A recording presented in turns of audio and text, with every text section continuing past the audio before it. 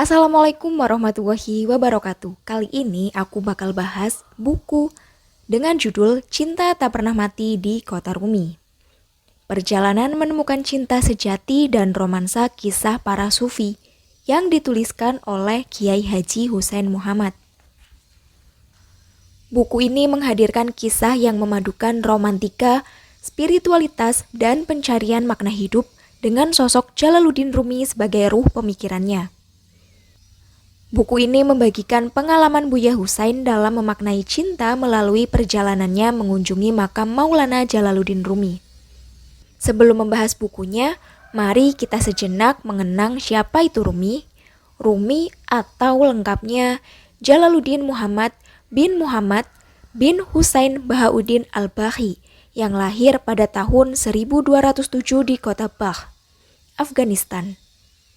Kemudian, ia mendapatkan julukan penghormatan yaitu Rumi yang disematkan untuk membedakannya dari tokoh-tokoh lain yang bernama sama serta menandai perannya sebagai cendekiawan dan penyair sufi yang berpusat di wilayah Rumi, Turki. Jalaluddin Rumi tidak lahir sebagai penyair cinta. Ia lahir sebagai seorang anak pengungsi berpindah dari satu kota ke kota lainnya, meninggalkan rumah sebelum benar-benar memilikinya. Dari Bal hingga Konya, hidupnya adalah perjalanan panjang, bukan hanya melintasi peta, tetapi menembus kedalaman jiwa.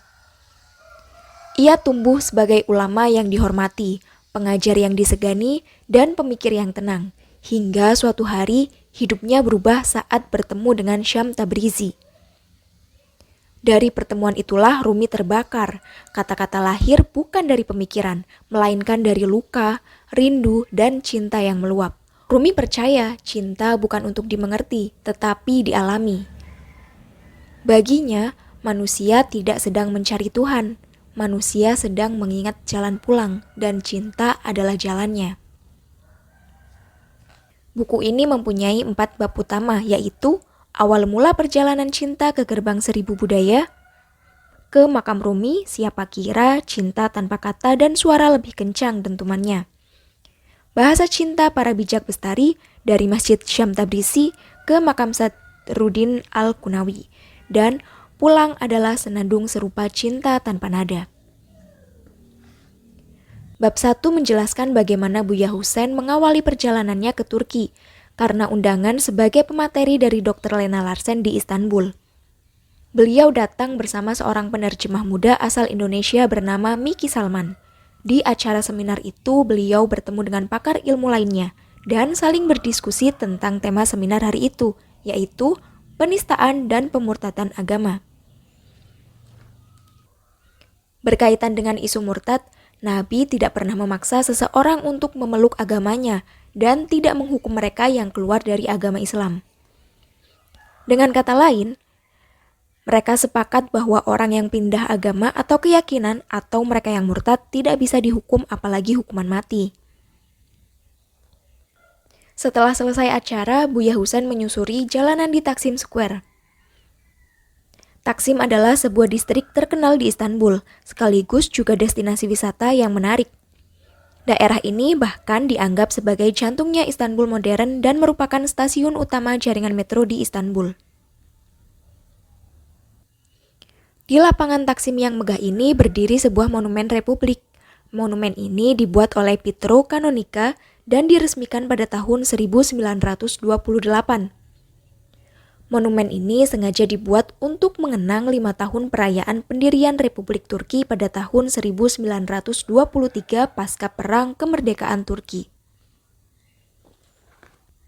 Di jalanan itu, Buya juga menghampiri patung pendiri Republik Turki yang sangat terkenal di dunia, yaitu Mustafa Kemal Atatürk, presiden yang dikenal sebagai tokoh yang menghapuskan sistem khilafah atau dinasti pada tahun 1924 dan menggantikannya menjadi nation state atau negara nasionalis, demokratis, dan sekuler. Lalu, mereka menuju Museum Sastrawan terkemuka dunia dan pemenang Nobel Sastra Dunia tahun 2006 yaitu Orhan Pamuk. Lengkapnya Ferit Orhan Pamuk. Kelahiran 7 Juni 1952. Karya-karyanya telah diterjemahkan ke dalam lebih dari 40 bahasa dan banyak mendapat penghargaan.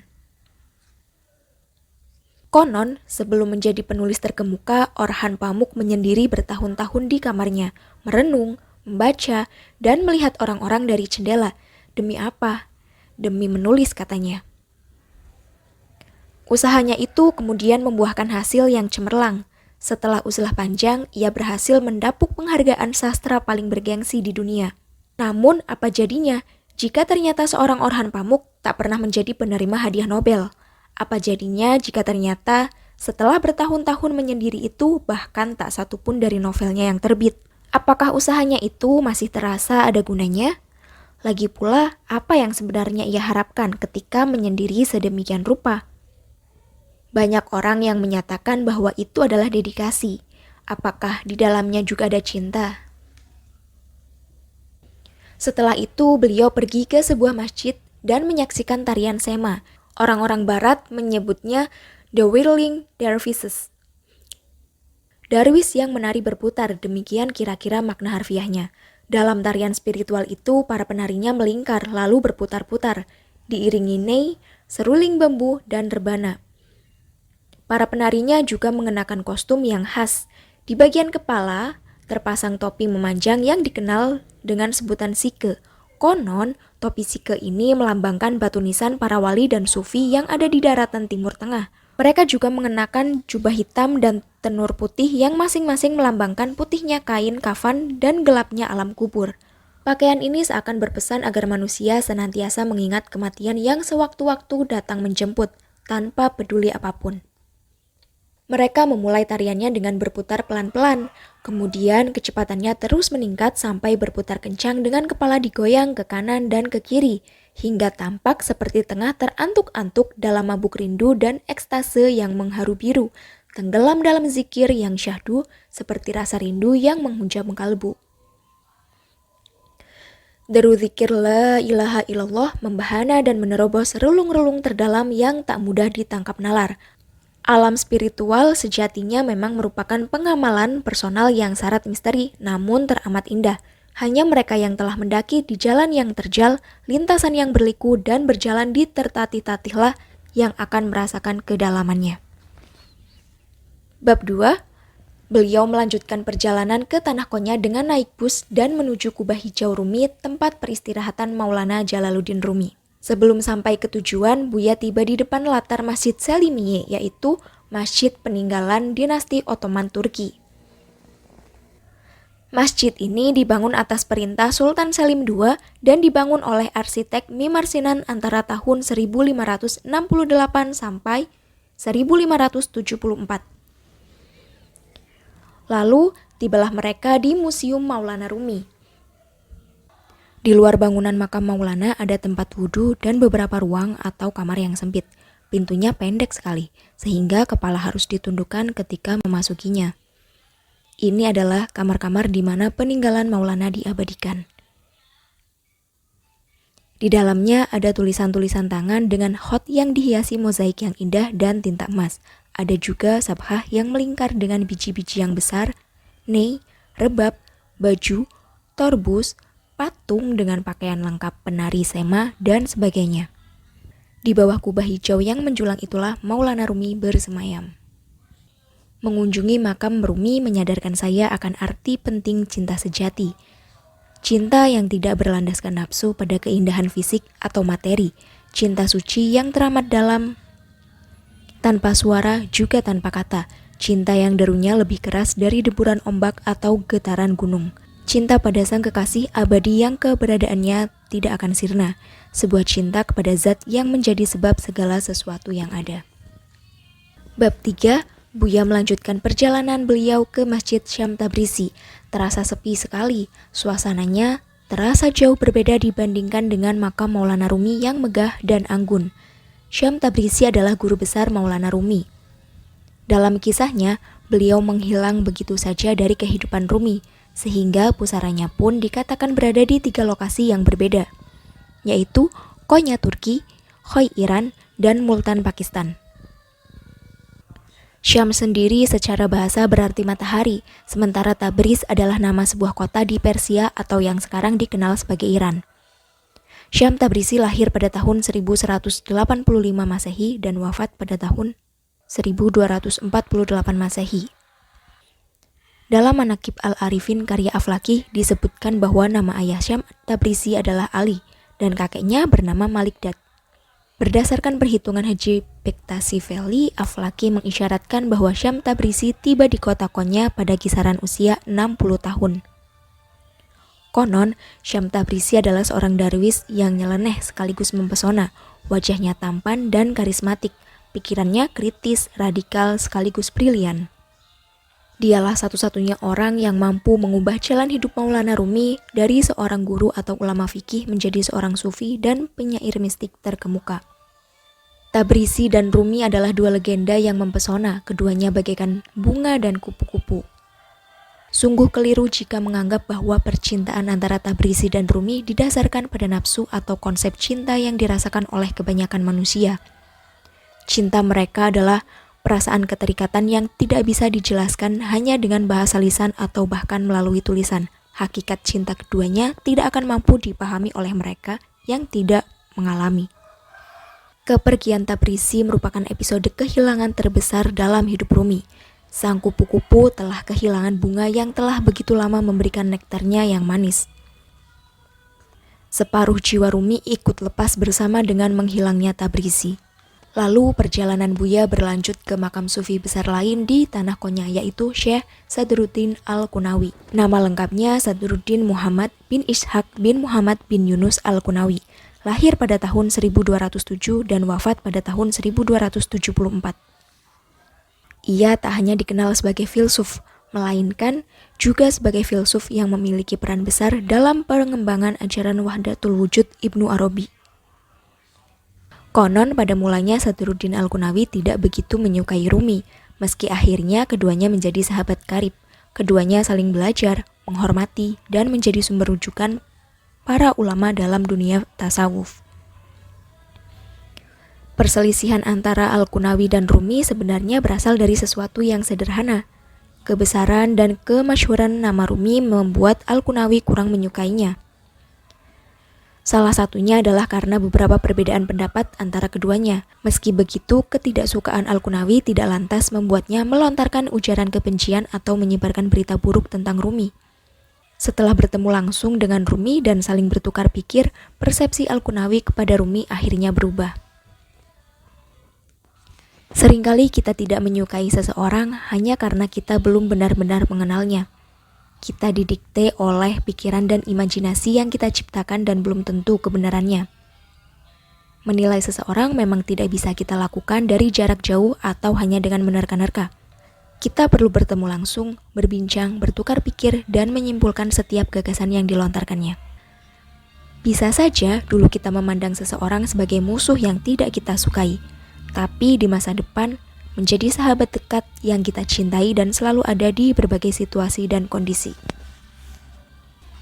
Pada bab 4, Buya mengakhiri perjalanannya di Konya. Dalam perjalanan pulang itu, Buya menceritakan ada sebuah masjid terkenal di Kairo yaitu Masjid Robi'ah, nama masjid yang diambil dari nama sufi besar yaitu Robi'ah Al-Adawiyah. Dalam dunia tasawuf, ia disebut sebagai ikon cinta Tuhan. Robi'ah Al-Adawiyah bahkan tidak menikah sampai akhir hayatnya. Ia tak ingin menikah dengan laki-laki, siapapun dan bagaimanapun rupanya. Ia menolak laki-laki yang datang kepadanya, sekaya, sebesar, ataupun setinggi apapun keilmuan, jabatan, juga kehebatannya. Seluruh hidupnya diliputi oleh gairah cinta kepada Allah, tidak kepada selainnya. Hari-harinya hanya disibukkan untuk menyebut namanya, memujinya, menyucikan, dan merindukannya. Malam-malamnya ia habiskan dengan menjalin keintiman bersamanya. Sampai akhirnya ia wafat pada tahun 135 Hijriah. Robi'ah Al-Adawiyah tak sekalipun pernah berpaling dalam makna yang paling sederhana sekalipun dari cinta kepada Tuhannya. Karena itu banyak ulama yang kemudian memberinya gelar As-Sayyidah Al-Ishq Al-Ilahi, sang perempuan martir perindu ilahi. Menurut Robi'ah, tak layak kita mengharap sesuatu darinya, seperti dimasukkan ke dalam surga dan mendapatkan berbagai kenikmatan di dalamnya. Robiah memandang bahwa layaknya seorang kekasih, kita tak perlu meminta apapun darinya. Ketika dia ridho dan membalas cinta kita, dia akan memberikan semua hal tanpa kita minta. Robiah dengan konsep cintanya menyadarkan kita bahwa keridhaan Allah adalah sesuatu yang perlu diraih dengan sepenuh hati. Kemudian dalam perjalanan di pesawat, Buya membaca sebuah buku tentang kisah cinta Laila Majnun. Kisah Laila Majnun adalah kisah cinta legendaris yang populer di dunia. Selain dipandang masyarakat sebagai kisah cinta yang indah, menggetarkan, dan menguras air mata, kisah sepasang kekasih ini juga begitu memilukan karena berakhir dengan tragis. Bagi sebagian orang, kisah Qais dan Laila tidak ada bedanya dengan kisah roman picisan anak muda yang sedang dimabuk cinta hingga tak bisa berpikir waras. Namun, bagi Buya kisah mereka tidak sesederhana itu hingga akhirnya bisa tetap abadi dan melegenda. Dalam pandangan Buya, perasaan Qais adalah makna cinta yang sebenarnya. Cinta yang membuat pemiliknya tidak lagi merasakan sakit atau merasakan bahwa dirinya ada. Cinta yang mengakibatkan pemiliknya melebur dengan orang yang dicintainya. Tidak ada lagi Qais, yang ada hanyalah Laila. Itu adalah kalimat mistis dari Qais yang membuatnya menyadari bahwa inilah hakikat cinta sejati. Sudah tidak ada lagi Qais, melainkan semua ruang sudah ditempati oleh nama Laila. Qais tidak menyisakan sedikit pun ruang bagi dirinya, dia telah mempersembahkan semuanya bagi Laila. Kisah Qais dan Laila adalah cerminan dari cinta seorang hamba kepada Tuhannya, sebentuk cinta murni yang telah melewati batas logika, rupa, atau materi dunia. Seorang hamba yang telah dimabuk cinta pada Tuhannya tidak akan lagi merasakan keberadaan dirinya, sebab dia telah mempersembahkan semua ruang dalam dirinya untuk memuat namanya semata. Pandangan, rasa, dan lakunya ditujukan pada sang kekasih, layaknya orang yang sedang dimabuk asmara. Dia pun akhirnya melontarkan kalimat-kalimat yang dianggap aneh bagi orang lain. Cinta akan selalu mencari kebebasannya dan tidak akan tunduk pada pengekangan, ancaman, hingga resiko yang akan didapatkan. Sebaliknya, cinta akan memberikan keberanian, keteguhan, dan sikap pantang menyerah pada keadaan. Cinta pula yang akhirnya bermuara pada keikhlasan dan kerendah hatian. Setiap perjalanan adalah langkah menuju kebijaksanaan, banyak pelajaran, nasihat, dan pengalaman yang bisa dibagikan.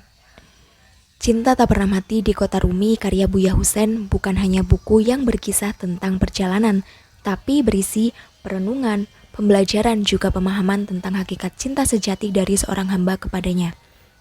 Pemahaman inilah yang akan membawa kita pada makna kehidupan yang sebenarnya, bukan hanya aspek duniawi, tapi juga ukhrawi. Sampai jumpa di buku berikutnya.